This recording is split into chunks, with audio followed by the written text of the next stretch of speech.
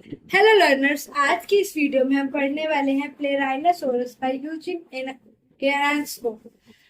Eugene Ionesco ने ये play 1959 में लिखा था। स्टार्ट करते हैं हम अपने प्ले की समरी। एक्ट वन में क्या है, ये एक प्रोविनिकल टाउन है फ्रांस का, जहाँ पर दो फ्रेंड्स है, जीन एंड ब्रिंजर, जो कैफे में बैठकर डिस्कशन कर रहे हैं। जो जीन है वो क्या है, थोड़ा लॉजिकल, और जो ब्रिंजर है वो एक वर्कर है जो कि अपने काम से दुखी है, शराब वराब पीकर बेचारा दुखी रहता है। इतने में क्या है, यहाँ पर उनका ये सब डिस्कशन चल रहा है।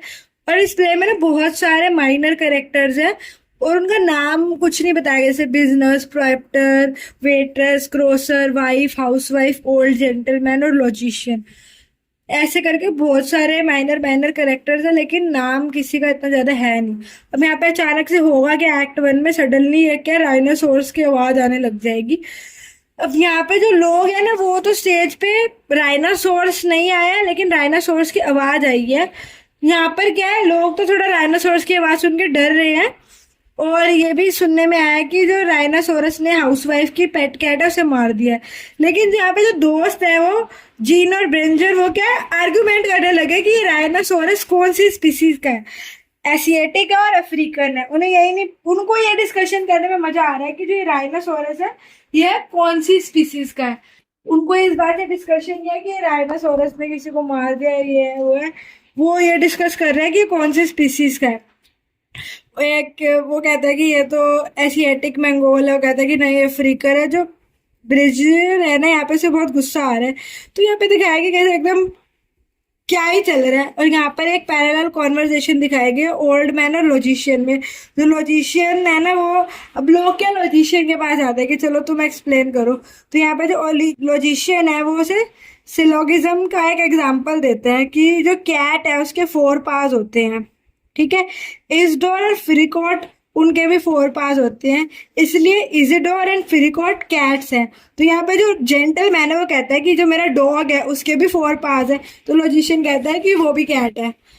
अब यहाँ पे अपने एक रीजन एंड लॉजिक चल रहा है, और वो दोस्तों का अपना ही चल रहा है कि एशियाटिक है या अफ्रीकन है। जो सारे वो लॉजिशियन के पास जाते हैं कि अब बताओ, जो जीनो और ब्रिजर ने उनके दिमाग में डाल दिया कि ये क्या है। अब यहाँ पे एक्ट टू का सीन 1 शुरू होता है। सीन में क्या हुआ है, जो ऑफिस का जो पब्लिशर है मिस्टर पेलियन, जो डिपार्टमेंट का हेड है, वो कहता है कि ये 35 पाउंड ग्रे सूट है ना, ये जो हमें अपने एम्प्लॉय को फ्यूचर में देना है, वो मतलब काम की बात डिस्कस कर रहे हैं। और यहाँ पे एक बोटरेट फॉर्मर स्कूल टीचर है जिसको सब पता होता है। तो जो वुमेन है वो बताती है कि कैसे उसकी कैट है उसका डेथ हुआ है। अब यहाँ पर क्या है कि ना, डिस्कशन चल रही है वो राइनोसोर्स की आवाज के ऊपर ही। और इनका एक एम्प्लॉय है जो कि काम पर नहीं आया है, और राइनोसोर्स के आवाज को कोई कह रहा है कि ये तो सिर्फ एक प्रोपागेंडा है। तो किसी को लग रहा है कि पता नहीं ये सच में ही आ गए हैं। अब यहाँ पर इनका क्या है, एक वर्कर था बियोल्फ, उसकी वाइफ आती है रोते रोते। इतने में क्या, राइनासोर्स की आवाज भी सुनने को मिलेगी। और जो ब्रिंजर का ऑफिस है ना, उसका बॉस अभी भी इस बात पे स्ट्रिक्ट है कि अब ये अब मैं इसको छुट्टी दूंगा, सैलरी दूंगा या नहीं दूंगा। वो बड़ा अभी भी अपने काम ओरिएंटेड होके चल रहा है। जो ब्रिंजर है वो अपने उस दुख में है। तो लेकिन जो मिसेस बियोफ है, जैसे ही वो आती है उसके पीछे पीछे एक राइनासोर चेस करते हुए आता है। ये आवाज जब सुनते हैं ना, सब डर जाते हैं। और पता चलता है कि जो बियोफ है वही राइनासोर में कन्वर्ट होगा, उसे किसी वायरस ने पकड़ लिया था। तो यहाँ लोग सोच रहे हैं कि वो क्या है, अपने एनिमल पति को डिवोर्स दे देगी क्योंकि वो ट्रांसफॉर्म हो गया। लेकिन जो मिस बियोफ है वो कहता है कि मैं ऐसे में अपने पति को अकेला नहीं छोड़ सकती। और यहाँ पे राइनासोर्स ने जो ऑफिस के स्टेयर्स है ना, उन्हें तोड़ दिया है। तो सब बहुत कंफ्यूजन में है। लेकिन जो मिसेस ब्यूफ है वो जंप करके वापस अपने हस्बैंड के पास चली जाती है। तो यहाँ पे बहुत कंफ्यूजन हो चुके हैं। ये पीपल का जो मेटामॉर्फोसिंग का ये प्रोसेस चल रहा है कि लोग राइनासोर बन रहे हैं। तो सब बहुत इस चीज से कंफ्यूज है। फिर फायर ब्रिगेड आती है उन्हें बिल्डिंग से बचाने के लिए। एक्ट 2 के सीन 2 में जब ब्रिजनर है वो बहुत डिस्टर्ब है क्योंकि उसने जीन से आर्ग्यूमेंट करा था, तो वो चाहता है कि वो उसके पास जाए और उससे माफी मांगे, अपोलोजाइज करे और उसे कहे कि तुम मुझे माफ कर दो। फिर लेकिन जैसे वो जाता है ना वहां पे उसे जीन नहीं मिलता, जीन नाम का एक ओल्ड मैन मिलता है। तो यहाँ पे पहले से हिंट दिया है कि कैसे जो एक करेक्टर है कैसे दूसरा करेक्टर उसे ओवरटेक कर सकता है। और जो जीन से वो मिलता है तो वो कहता है कि क्या ही बुरा है इनमें जानवरों में।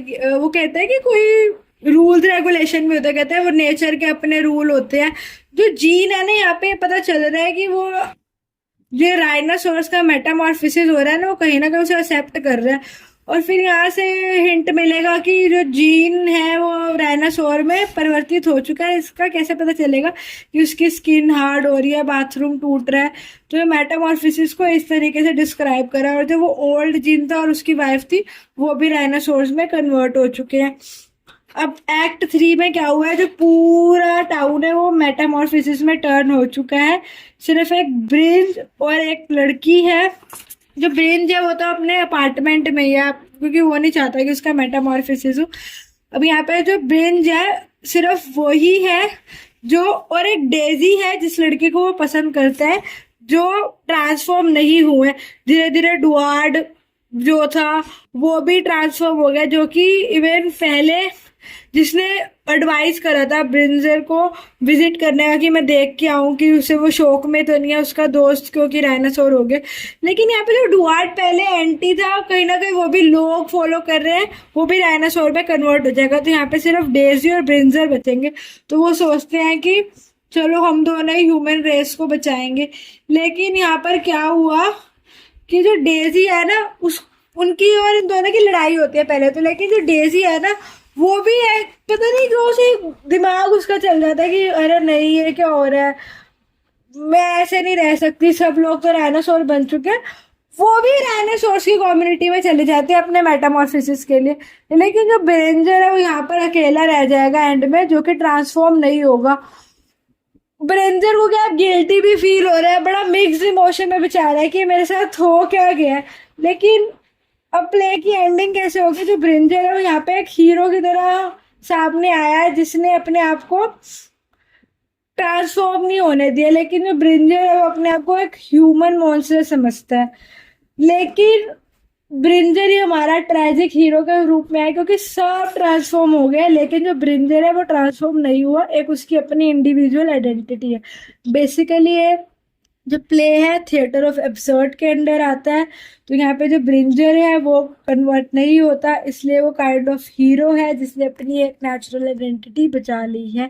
That's it for today's video. Do comment if you find any fault in this video. Thank you for watching.